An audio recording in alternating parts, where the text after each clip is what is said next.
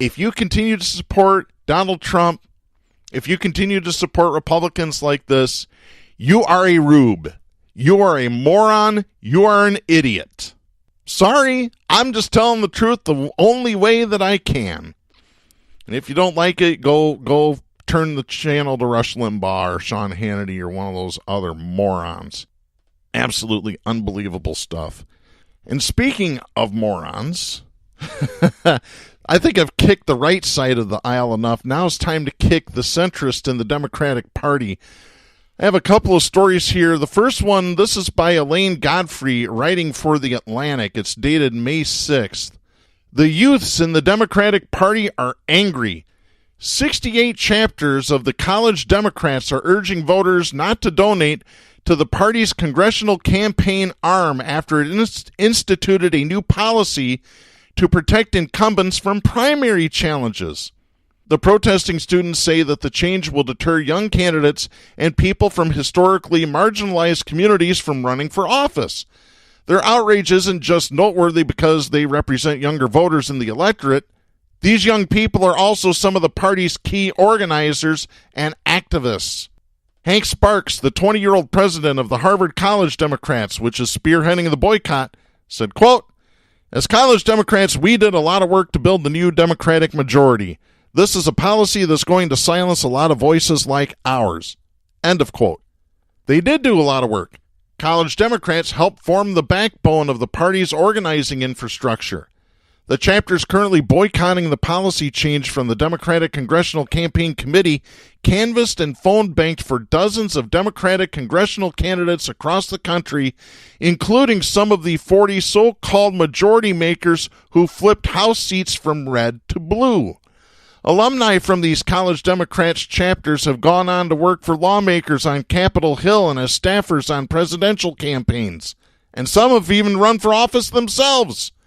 And current members are already gearing up to help Democrats up and down the ballot win in 2020.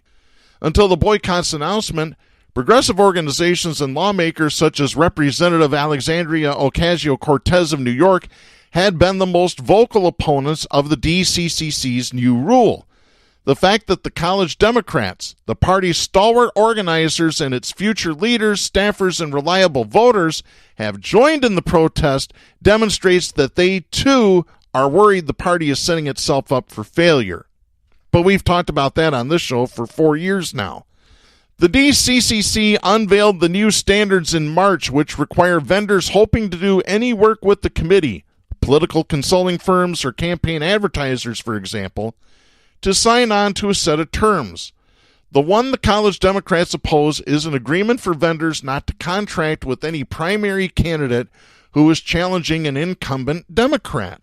Explaining her opposition to the rule, Ocasio-Cortez told reporters that, quote, "Primaries are often the only way that underrepresented and working-class people are able to have a shot at pursuing elected office."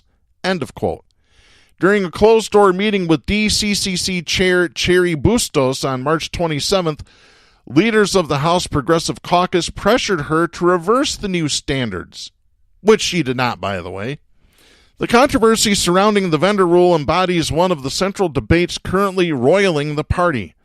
According to the DCCC and other Democrats, the party's core job is to protect its incumbents, even in safe blue districts. How can Democrats protect their House majority and win back the Senate, they wonder, if they're spending time and resources mounting challenges to their fellow Democrats? But others in the party, many of them progressives, argue that the DCCC shouldn't discourage primary opponents from challenging any Democrat, even the longest-serving incumbents.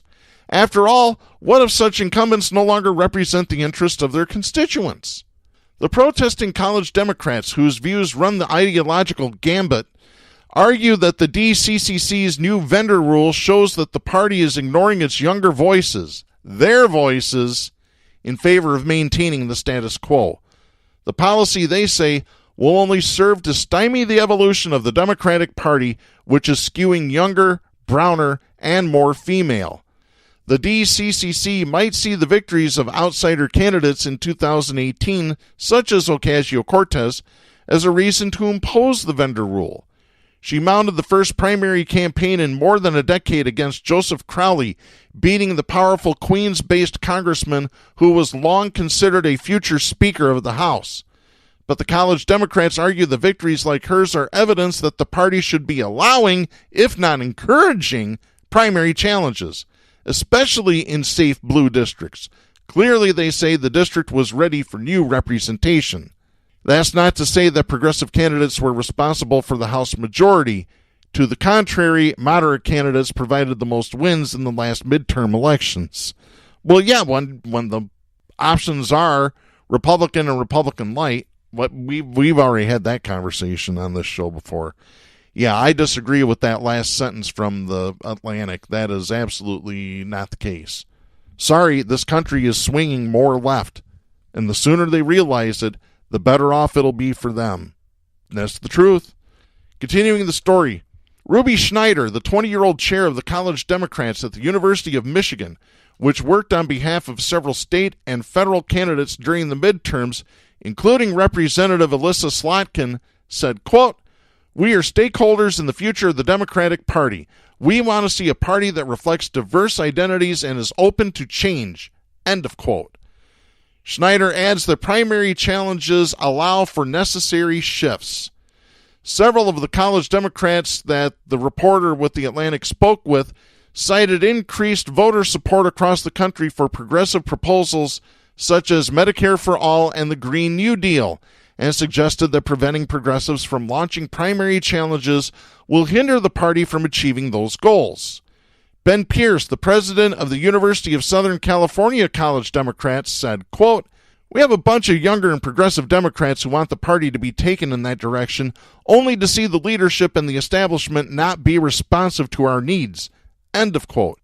Pierce's chapter, whose members helped phone bank for candidates such as Representative Katie Hill in 2018, planned to avoid DCCC-sponsored volunteer events during the 2020 election and will instead work directly with candidates.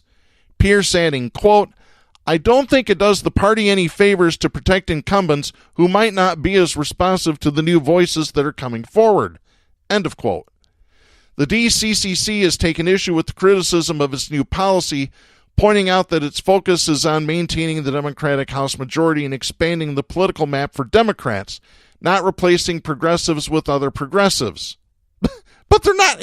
Let me stop that. Let me reread that. The DCCC has taken issue with the criticism of its new policy, pointing out that its focus is on maintaining the Democratic House majority and expanding the political map for Democrats, not replacing progressives with other progressives. But the ones that are incumbents are not progressive. That's what they fail to recognize. They have a different definition of what a progressive is than what Jack and I do, than what most of our listeners have. This is unbelievable. DCCC spokesman Cole Leiter told this reporter, quote, "House Democrats are the firewall against attacks on Americans' health care, pushing to end corruption in Washington and create an economy that works for everyone." End of quote. Oh, really? They're the firewall, huh? How many incumbent Democrats have received political contributions from the healthcare industry? The answer to that is easy, folks. All you got to do is go to the Federal Election Commission website and search fec.gov. You should do it. Don't just take my word for this. Do your own research.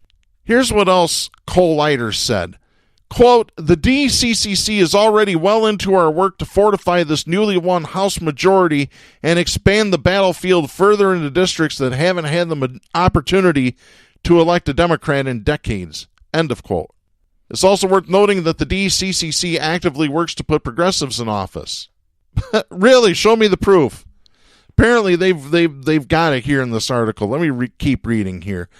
The committee spent a combined $25.7 million in the 2018 midterms to elect 8 new members who ended up joining the Congressional Progressive Caucus, which include Representative Katie Porter of California, a protege of Senator Elizabeth Warren, whose aggressive questioning of the CEO of J.P. Morgan Chase went viral in April. But the consequences of the DCCC's new policy are already being felt on the ground, and the college Democrats that the reporter spoke with are troubled by it. Marie Newman, a 55-year-old progressive and former nonprofit executive, is challenging anti-abortion Democrat Dan Lipinski in Illinois' 3rd Congressional District. Newman, who has the support of several progressive lawmakers in her party, ran against Lipinski in 2018 but lost by 2%. She's trying again in 2020, but since the DCCC's new vendor policy was enacted, 4 different consultants have dropped her campaign. That, again, according to Newman. On the bright side for her campaign, however, the attention that progressive activists have brought to the new vendor rule have helped her raise almost $45,000. Another potential problem the students have expressed is keeping young people engaged. Pierce adds, quote, "The next generation of grassroots activists and organizers are really not happy with the way the Democratic Party is conducting itself." End of quote. If the party makes it harder to challenge incumbents, they'll also make it harder for young people looking for change to feel excited about a candidate. Georgie Swan, who will serve as president of the Mississippi State College Democrats in the fall, said, quote, "When we have younger voices and voices that better represent young people, they're more likely to vote." End of quote. Bustos, the chair of the DCCC, recently agreed to a meeting with progressive activists to discuss their concerns over the committee's rule, though she hasn't given any public indication that she's willing to relax the policy. Regardless, deliberations about the trajectory of the party and leadership's willingness to encourage and enable change will only intensify ahead of the 2020 election, especially as young people begin attaching themselves to campaigns or launching their own political bids. In their attempts to protect their majority, Democrats might have compromised relationships with some of the party's most loyal organizers.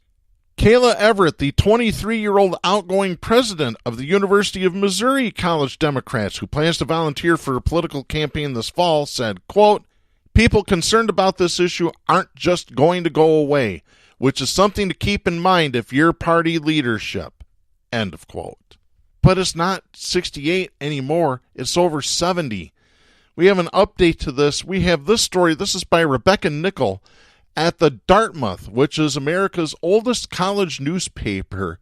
The Dartmouth College Democrats have joined over 70 other college Democrat chapters to boycott the DCCC over its new policy blacklisting firms which work with challengers to incumbent Democratic representatives.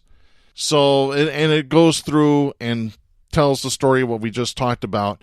Let me skip down a little bit further here. The Harvard College Democrats released a letter on April 24th that called for a boycott coalition against the DCCC, stating that policy was undemocratic.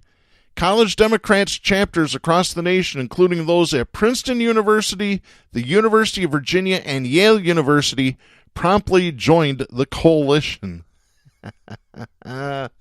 This is fantastic. Unbelievable. By the way, they have updated campaign finance numbers for Marie Newman, the challenger to Dan Lipinski in Illinois. So far in 2019, this is numbers by the Federal Election Commission, she has so far raised over $211,000. This type of policy by the DCCC is going to backfire on them, and they're not smart enough to understand that. Because all they care about is the status quo. We've talked about that on this show. It's the status quo. They want to protect the status quo. And I think we've got a clip for that. And we're going to go back to July 22nd, 2015, where Joe Elder, who used to be a co-host on this show, correctly predicted, that Bernie Sanders was going to get screwed in the Democratic primary. Again, this is from Southpaws, July 22nd, 2015. 20-second response. Go for Number it. one, only have voted for one libertarian in my life. Number two, been extendedly disenfranchised by the Democratic Party, having grown up in a Democratic household and being consistently disappointed in their effort and consistently disappointed in the fact that they do not go after. Number one, because they don't represent act like Republicans. No. Up at the highest levels of the Democratic Party and the federal government. Yes, some of them act like Republicans. That is your only argument against the Democrats, is that they occasionally act like Republicans. We will see. We will see. Last thing I'll say here, we'll see how good the Democratic Party is.